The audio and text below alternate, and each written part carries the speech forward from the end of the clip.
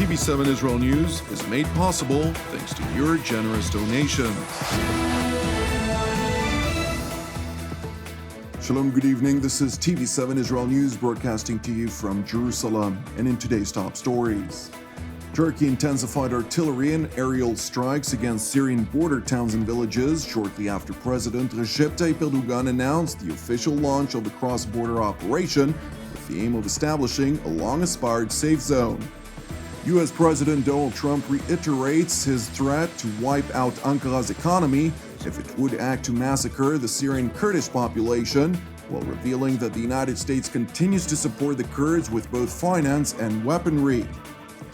Israeli Prime Minister Benjamin Netanyahu asserts that while the State of Israel greatly appreciates the important support it receives from the United States, it must remain vigilant by implementing a basic rule: the Jewish state must defend itself by itself against any threat.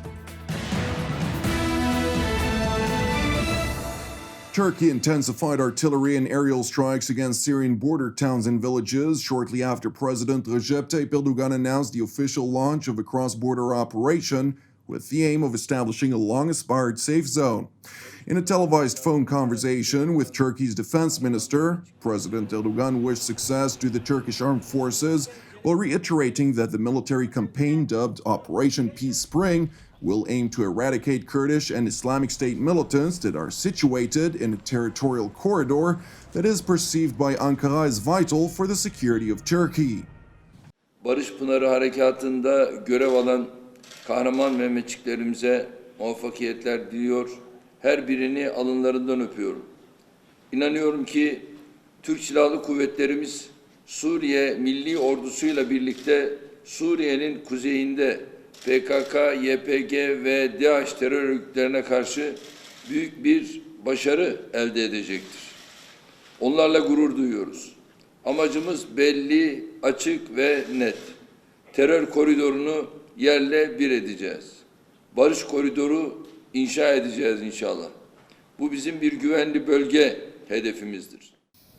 Shortly thereafter, the Defense Ministry in Ankara announced that the Turkish armed forces and their Syrian paramilitary allies entered into northeast Syria last night, marking the start of the anticipated land offensive against the Kurdish-led Syrian Democratic Forces.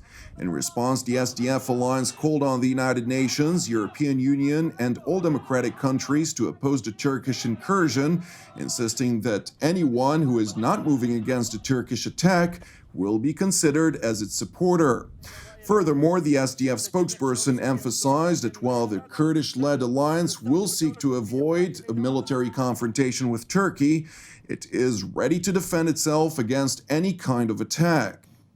Despite the Kurdish threat of confronting any Turkish aggression, the Ankara-based Anadolu news agency released footage of Turkish armored vehicles crossing the border into northeast Syria late last night in what was said to be the direction of SDF-held territories.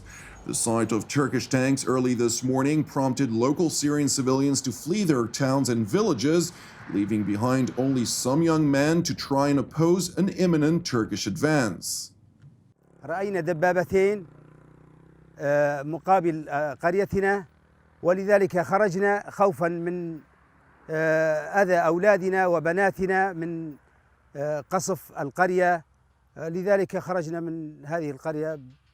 أغلبية القرية كلهم خرجوا من القرية، بعض الشباب بقوا من القرية. Meanwhile, in Washington, U.S. President Donald Trump reiterated his threat to wipe out Ankara's economy if there are any massacres of the Syrian Kurdish population. That said, President Trump noted that it is important to remember that the animosity between Turkey and the Kurds has been ongoing for quite some time. I will wipe out his economy if that happens. I've already done it once with Pastor Brunson. I'm sure that I hope that he will act rationally. You do have to understand they've been fighting each other for many, many decades.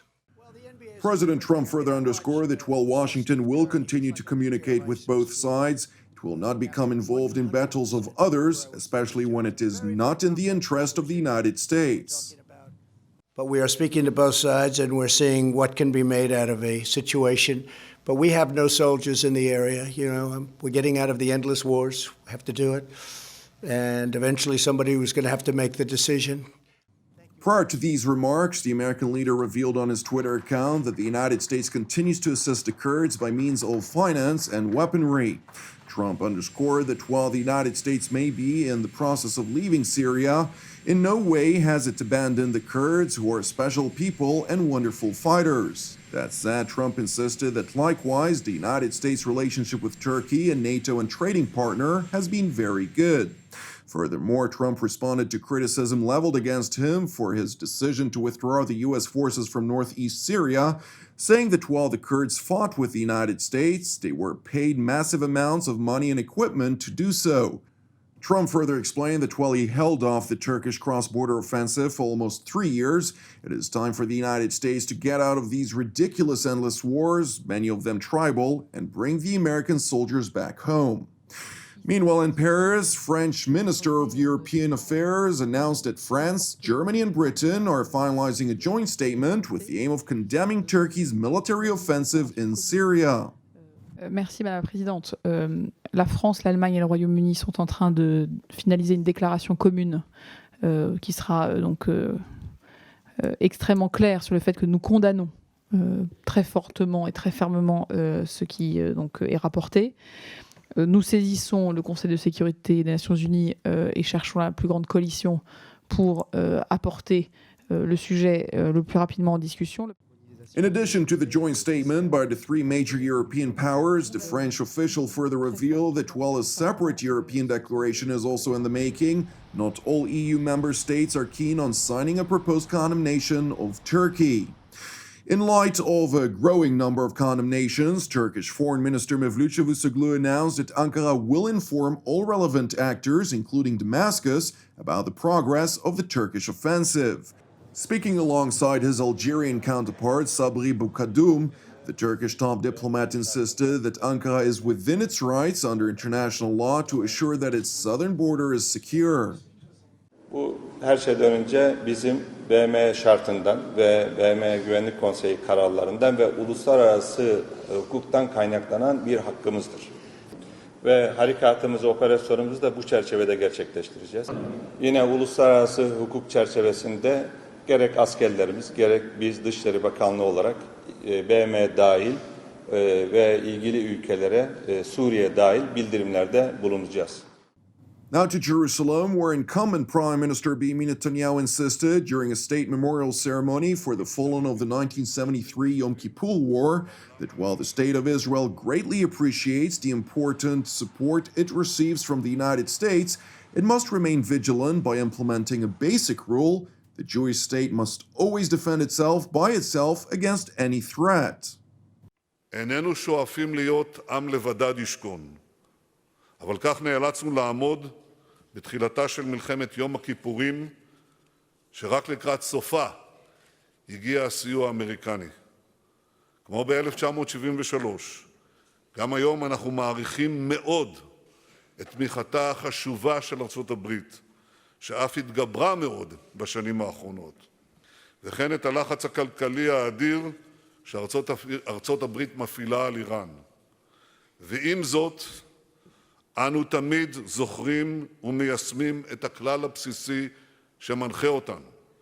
ישראל תגן על עצמה בכוחות עצמה מול כל איום. Netanyahu declared that the IDF is prepared to preempt any threat, defensively and offensively, with crushing strength of both spirit and weaponry. And while the enemies of the past are no longer eager to confront the Jewish state, Netanyahu underscored that the greatest threat to Israel's existence today remains the Islamic Republic of Iran. Thank you for watching us. Praying for the peace of Jerusalem and the salvation of Israel. I'm Jonathan Hassan. Have a Erev Tov, and we will see you again tomorrow at the same time.